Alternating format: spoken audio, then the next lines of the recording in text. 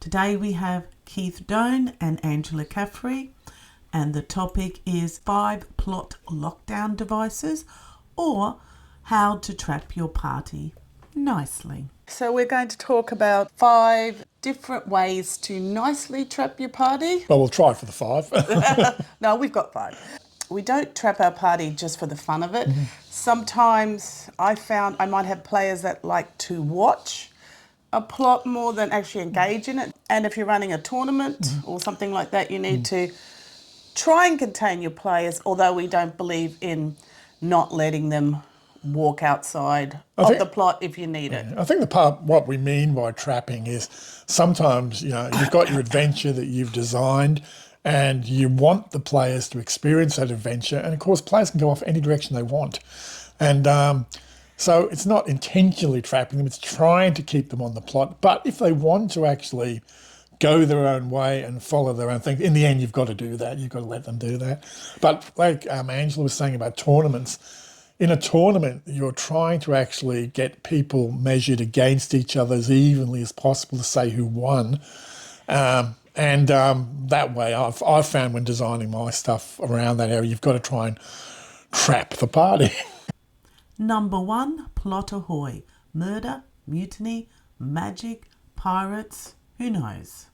Now, one of the ways, when I was playing with Keith, actually, he trapped us, was a boat. Now, I maintain boats are very scary things. You can be shipwrecked, there could be mutiny on the boat. But what I found the scariest was once the boat, of course, was actually possessed. But a boat's an excellent way of keeping people contained. It was a boat that in the game I had the main mast of the boat was made from a tree from a place where a druid had been killed, and the druid's spirit was in that. And it was a hostile druid that basically was out to kill as many people on the boat as possible while it sailed so that their spirits could become part of the boat itself. It was just a really fun trip. Well, in trapping, way of trapping, players said, let's get in boats, little lifeboats, and we'll get off this ship. But the spirit of the druid had control over wood and animals and things like that. And so there were big sharks and whales and things that would suddenly come and stop you from fleeing the boat. Number 2, trapped on an island. And the next one, beyond the boat, I think you get an island is an ideal place to trap people.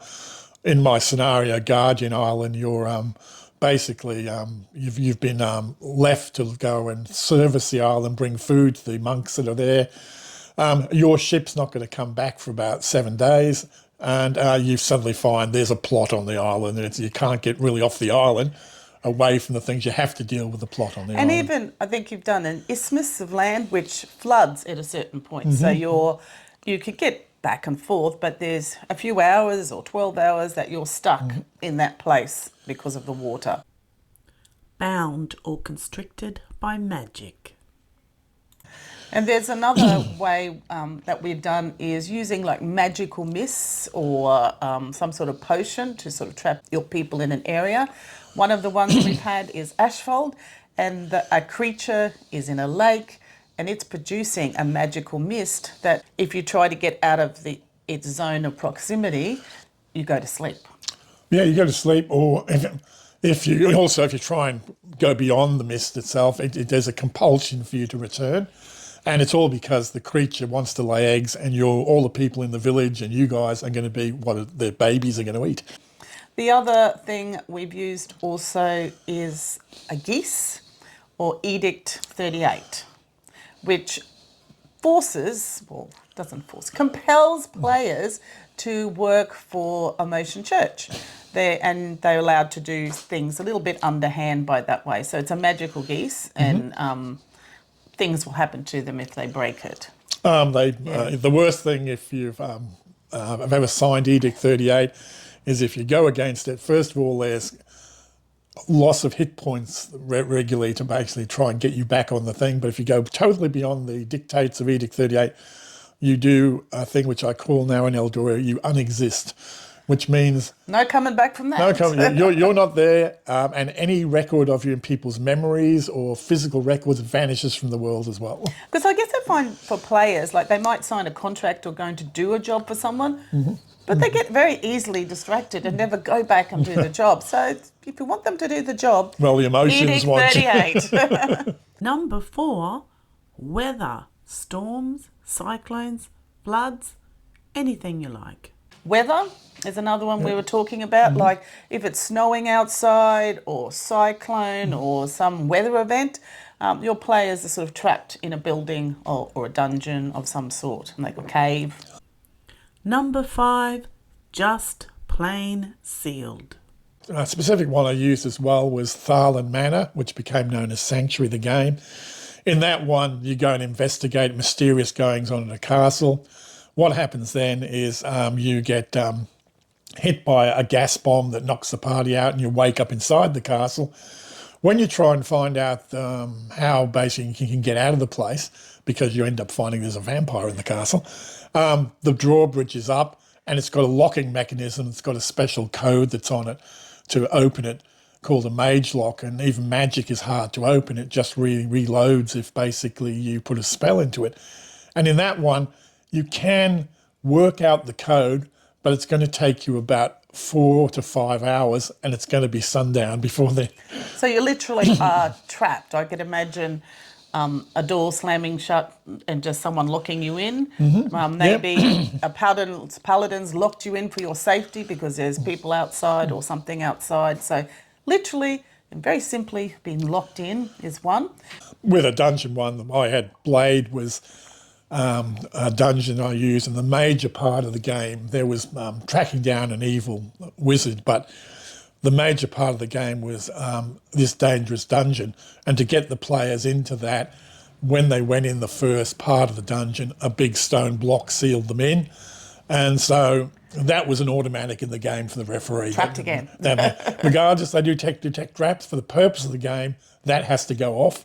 They get trapped in and then you have to find another way out of the dungeon because there's another way out, and experience everything that's actually been built into that, which was full of traps, like Ange said. And I guess that brings us to a point that even though you're trapped, there's a reason behind it. It's not there's a background, like the creature wants to eat, paladin wants to keep you safe, that sort of thing. There's a background in why you're trapped. It's just not, do something totally unrelated. Yeah, I'd hate to say, the old joke is like the original Eldoria when I designed it with Greg is, what do you want to do if you want to go beyond the map? Oh, there's a big black wall around it, so you can't go out. So I would hate to say that. We do not believe in big black walls, but sometimes it's nice to keep your players just a little bit contained. Look, even with tournaments, we've had cases where people have not stuck to the plot. Andrew and I faced one we played in Canberra where we wanted to go and basically look for crabs and look for food, and the referee just wouldn't let us do that. He kept saying, there's a big cave over there, and we didn't want to do that, right, because they told us we're hungry and things, so we wanted to actually do what we do role-playing wise. And other times when running our games, we've had some people not go follow the plot, and Darren Catton, who's a great DM, we basically made everything up on the cuff what they wanted to do, and at the end of the day they loved it, and they were told what the real plot was and went, wow, we never experienced that, but they still loved the game. I think that's the main thing, as long as the players are enjoying the game, and if they're wandering around not doing much, they might not be enjoying the game, but once they get involved in a plot, usually the players do enjoy the game. So that was 5 ways to trap your party nicely and not forever. Thanks for watching. We hope we gave you some ideas. Subscribe if you can. Give us a like. Put a comment below. We'd love to hear from you. See you next time.